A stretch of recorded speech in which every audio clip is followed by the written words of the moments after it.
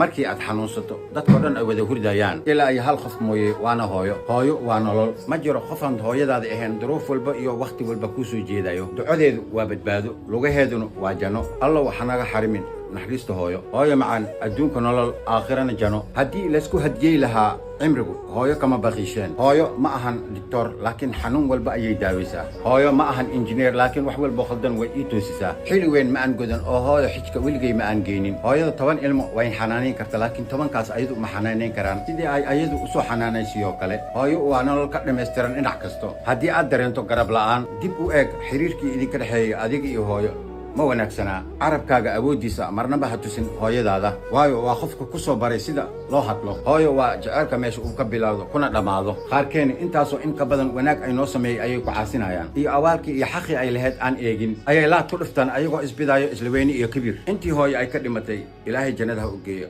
intii ay u nooshahayna ha xafidaan idinkana follow like iyo share waa dhankiina waa mahadsantihiin